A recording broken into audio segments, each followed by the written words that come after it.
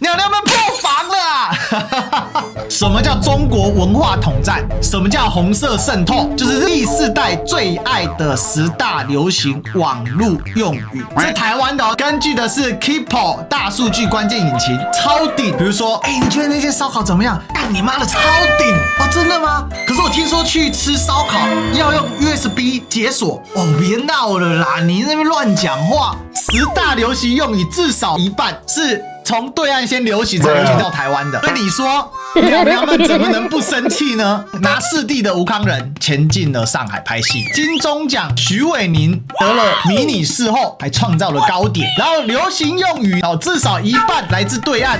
那我就问一个问题，你要他们怎么办？那最好的报复方法是什么呢？我就禁止你的吃的吧。中国热门零嘴黄飞鸿花生就被禁止输入，如果你在网络上购买的话，你就是犯法。进螺蛳粉，人家就生出螺蛳粉；然后你进魔芋爽也有点生出魔芋爽；你进辣条，有点生出辣条。你现在又要进黄飞鸿花生啊，黄飞鸿花生还不是到处都是？所以啊，这个就是台湾现在政府非常可笑的地方。民进党现在已经到了严重的这种被虐倾向。Ladies and gentlemen, welcome the host.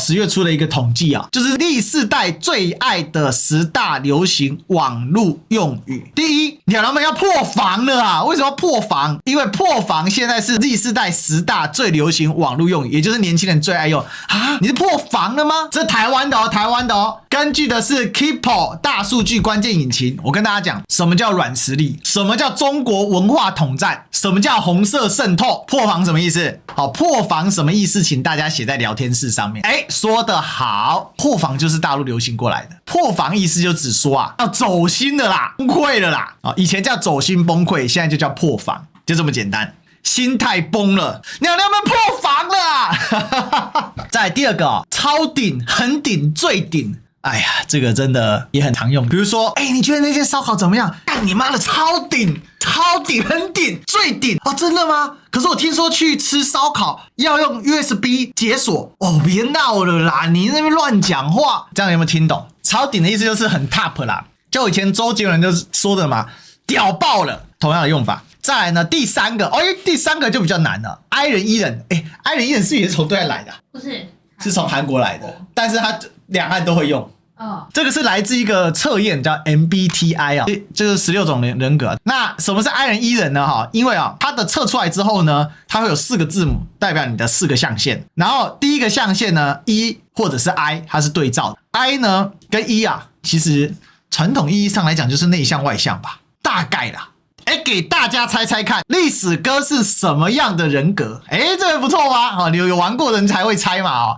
给大家看一下那个性格类型好了，你看他就这样子开头，比如说建筑师叫 INTJ 啊，逻辑学家叫 INTP 啊，指挥官叫 ENTJ 啊，辩论家叫 ENTP 啊，外交官呢叫做 INFJ 调停者叫 INFP 主人公叫 ENFJ 竞争者叫 ENFP， 物流叫做 ISTJ 守卫者叫 ISFJ， 总经理叫 ESTJ， 执政官叫做 ESFJ。探险的这个系列呢叫做鉴赏家叫 ISTP， 探险家叫 ISFP， 企业家叫 ESTP， 表演者叫 ESFP。 好了，我就跟大家说，我是这个 ENTJ， 叫指挥官，叫做你的时间有限，所以不要浪费时间过别人的生活，跟我最讨厌的贾博士同一个。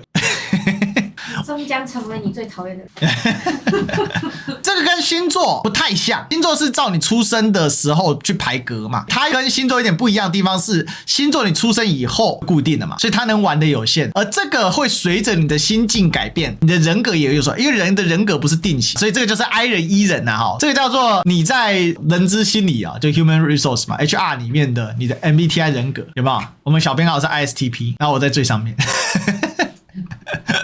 天差地远。来，这个是很燥，要确定这一定台湾的，这绝对台湾的。很解，弹雕丢掉嘛。硬控好像也是对岸的吧，就是被强力 hold 住了，这个绝对是对岸来的。这个它本身的出处是电游游戏，强硬控制。然后第9个，我是什么很贱的人吗？第11，购买小孩爱吃。所以这个里面属于大陆传过来的就1破防，很顶 ，I 人 E 人算一半一半吧。硬控一定是，然后以购买小孩爱吃，所以至少一半吧。所以你说鸟鸟们怎么能不生气呢？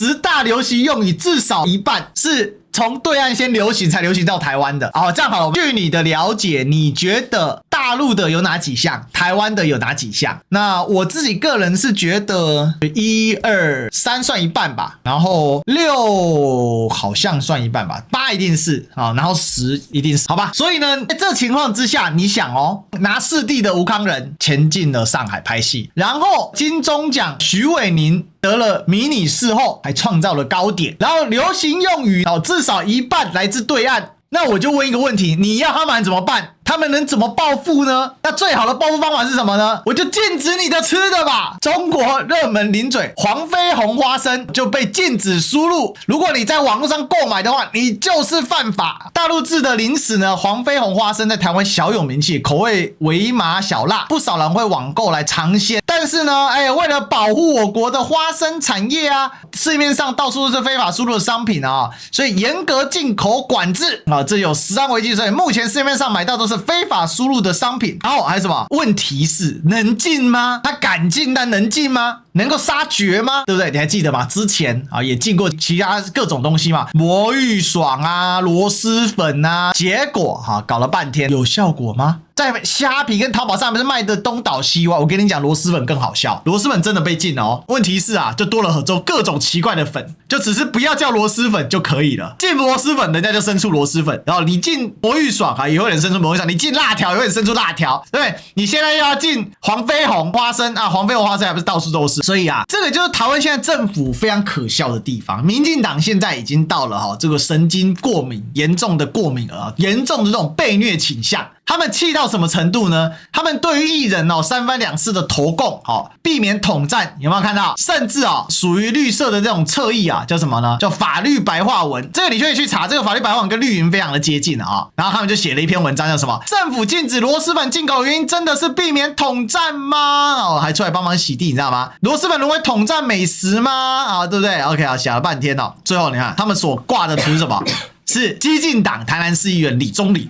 你就可以知道禁止的依据他还跟你讲说依据我国台湾地区与大陆地区人民关系条例输入，只要输入或携带进入中国的物品，法律评价上都会被当作是进口物品。所以呢，我们是依据海关緝私条例，本条例说的巴拉巴拉巴拉巴拉巴拉所以呢，未经许可这个药物生产的相应法规有处罚不可不慎为了要解释螺蛳粉这件事情还要发动侧翼想一大堆543的那螺蛳粉去年就遭殃，今年是换黄飞鸿，不知道明年要换什么